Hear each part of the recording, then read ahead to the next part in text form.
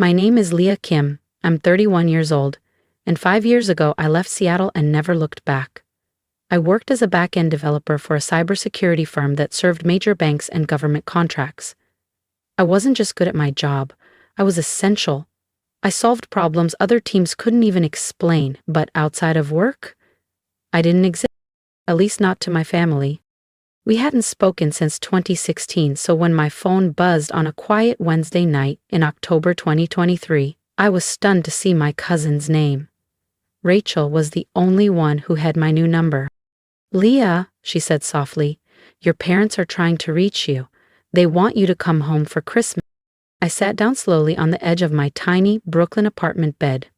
"Now?" I asked, "after all these years?" "They've been asking around," Rachel said. "They seem serious." I hung up and just stared at the wall. I hadn't thought about my family in months. Years, really. But the memories flooded in fast. Always the odd one, never the favorite. I remembered sitting in a cold office chair when I was 13, knees pulled to my chest, while Dr. Patel, my childhood psychologist, told my parents plainly, "Leah's struggles aren't from isolation, they're from being ignored." My mother scoffed. "We love both our kids equally?" But I knew she was lying. My older brother Dylan was the charmer. Football star, class president, golden boy. He got the car on his 16th birthday. I got a thrift store sweater that still smelled like someone else. Even at Christmas, Dylan's gifts sparkled under the tree. Mine were more like afterthoughts. But this year, they were finally calling me back.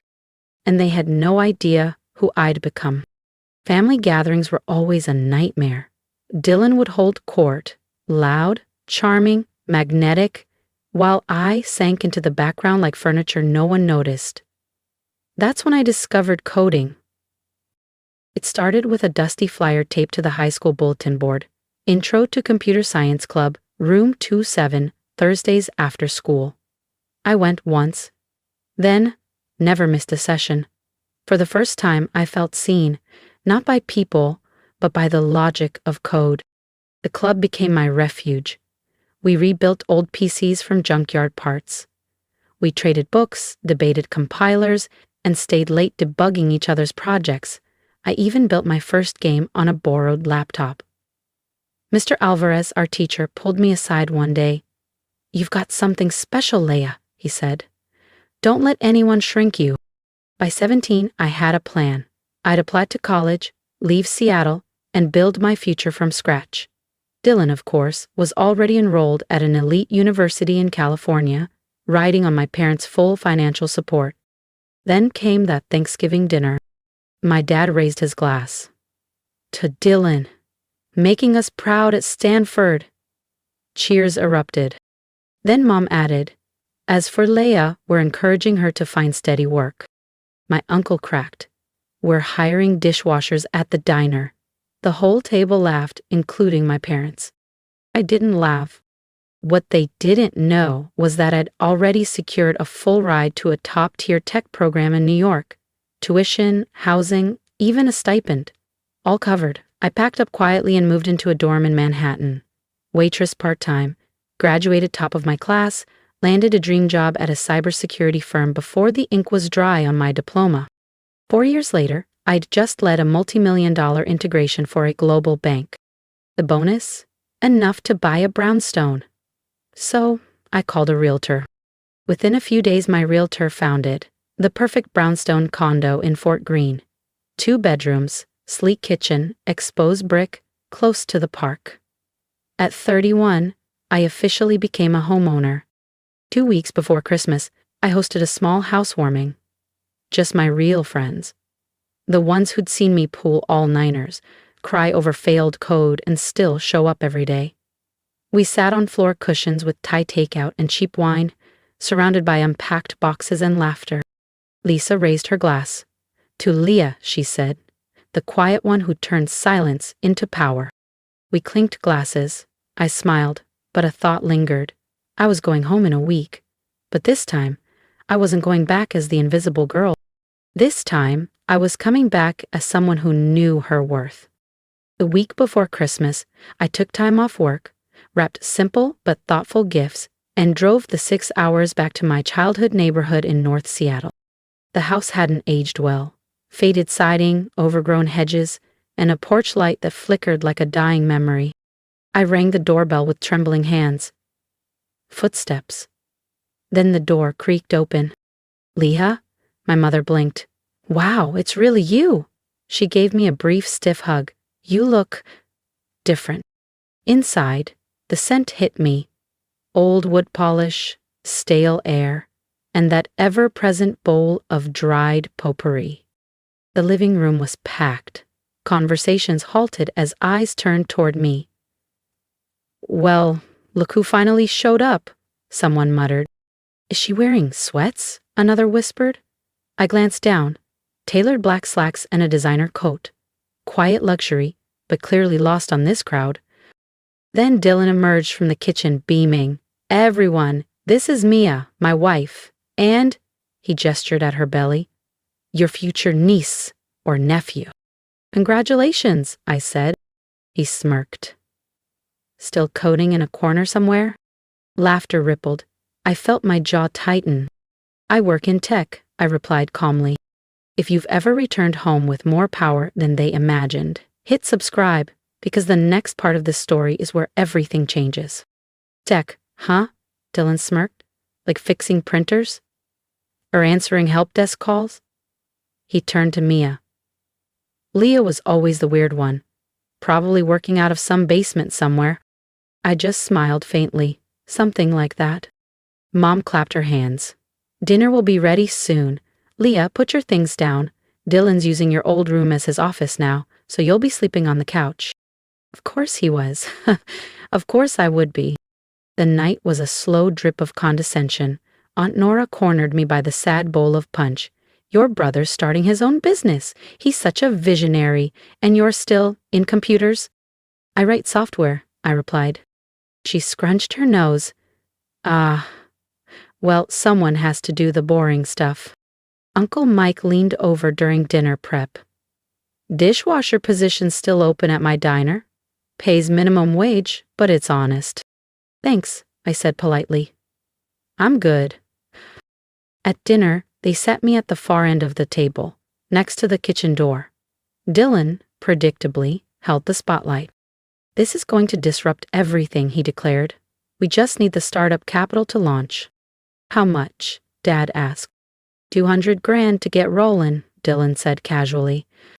Nearly choked on my water. It was every cliché, failed startup pitch I'd ever heard. "We'll figure something out," Mom said, patting his hand. "Family helps family." After dinner, she handed me a blanket and gestured toward the couch. Christmas morning came with Dylan and Mia storming down the stairs like kids, presents piled high. They unwrapped mine, luxury gifts, thoughtfully chosen. "Leah, these are beautiful," Mom gasped, holding up her new bag. But when it came to my turn, "Oh no," Mom gasped, too loudly. "Leah, we completely forgot." Dylan burst out laughing, "Just like when we were kids." "Don't cry this time," he smirked. "You're an adult now." Something shifted inside me. Not sadness, not anger, just clarity. "I'm not going to cry," I said evenly, reaching into my purse. "Actually, I bought myself a pretty great gift this year." I pulled out my keychain and held it up. The brushed steel caught the light. Mom frowned. "What's that?" "Ease," I said simply. "To my new apartment. I closed on it last week." Silence fell like a dropped plate. Dad blinked. "You bought an apartment?" "With money," I said. "From my job. My company just licensed a cybersecurity framework I built to a major international bank. My cut was solid." Mom's eyes narrowed. "How solid?" I shrugged. "About $150,000. 0 cents after taxes." You could have heard a fork drop. Dylan's mouth hung open. Mia's eyes widened. Mom and Dad stared like I'd confessed to living a double life. $150,000 0 cents, Mom said, her voice pitching up. "What kind of job pays bonuses like that?" "I told you," I said calmly. "I'm a software developer. I build enterprise security systems for Fortune 500 clients. Dad leaned in. How long have you been earning this kind of money? Since graduation. The bonuses change, but my salary's been 6 figures for a while. That's when the switch flipped. Mom stood up, all sunshine and sugar. Sweetheart, why didn't you tell us? We're so proud of you. Dad chimed in. Dylan, did you hear that? Your sister works with Fortune 500 companies. Dylan's jaw clenched. Mia leaned in, whispering something into his ear. Mom perched beside me. So, tell us about this apartment. How many bedrooms? 2 bedrooms, 2 baths, Fort Greene. Close to work? She beamed. We should visit. Family should stick together. I almost laughed. Family? After 8 years of silence? Actually, I said, standing, I've got a long drive ahead. Mom reached for my arm. You just got here. Stay. Dad nodded. We haven't even talked about your career. As I packed, I could hear them whispering, voices hushed and urgent. When I came back downstairs, suitcase in hand, they were waiting, those eager, strained smiles already setting off alarm bells. Before you head out, Dad said, stepping forward, we should talk about Dylan's business opportunity. As you mentioned, he needs a little capital to get started. Dylan smiled like he was doing me a favor. It's a solid investment. You'd be in on the ground floor. How much? I asked flatly. Just $200,000, 0 cents, he said. With what you make, that's nothing, right? I looked at them. My parents, who once laughed when Uncle Mike offered me a dishwashing job. My brother, who spent a lifetime mocking me. And his wife, who chuckled along just yesterday morning. No, I said. The smiles vanished. What do you mean, no? Mom snapped. I mean, I'm not giving you any money. But we're family, Dad said, as if the word held any weight. I folded my arms. Where was family when I was told to find my own place the day after graduation? Or when you paid for Dylan's college, but left me to figure it out alone? That was different, Mom muttered. We didn't have money back then. You had money for Dylan, I said. Dylan showed promise, she barked, then immediately backtracked. I mean, we thought work would be better for you. I grabbed my bag. I need to go. You selfish brat, Dylan exploded. After everything this family did for you. What did you do? I asked. Raise me? Feed me? That's parenting, not charity. And you made sure I knew I wasn't wanted. I walked to the door as they followed, still protesting. You'll regret this, Mom shouted. I won't, I said, and meant it. By the time I hit the highway, my phone lit up. Calls, texts, guilt trips. I blocked them all at a rest stop. Back in Brooklyn, I poured a glass of wine and watched the city glow from my balcony. Sarah texted. Heard what happened. Sorry about them. Don't be, I replied. This was the best gift they ever gave me. Freedom. She sent back a laughing emoji. Your mom's telling everyone you're ungrateful. Let her, I wrote back. That night, I slept better than I had in years. The next morning, I woke to a flood of messages, but not from my parents or Dylan. These were from aunts, uncles, and cousins I hadn't spoken to in years. Your mother told us what happened. How could you abandon your family? Dylan is trying to build something. You should support him. We always knew you were selfish. One by one, I blocked them. Every name, every guilt trip, gone. Except for Sarah. She called that afternoon. Jesus, Leah, she sighed. The whole family's imploding. Your mom called everyone, saying you're rich and won't help Dylan. Good for her, I said dryly. She's telling people you've forgotten where you came from.